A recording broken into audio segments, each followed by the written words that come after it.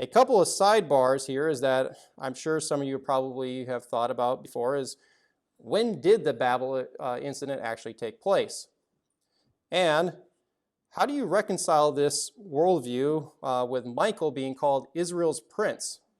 So let's take a couple detours here. First, with the dating of Babel, is that in Genesis 10:25 is that it says, in the days of Peleg, that the earth was divided.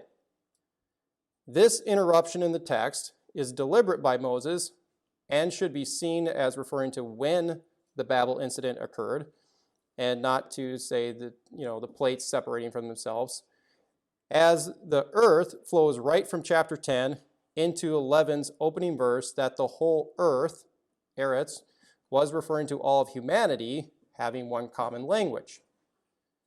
This is solidified in Psalm 55 when David asked God to divide, Peleg, his enemies' tongues or their languages.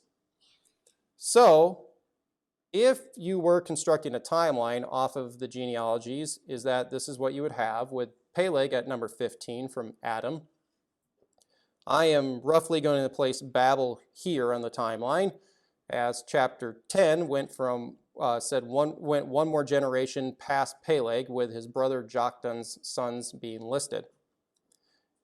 This would make the Babel story over 250 years before Abram's call, which is definitely enough time for the world to fall into deep paganism, which is very apparent in the text when you start reading in the stories of Abraham, Isaac, and Jacob.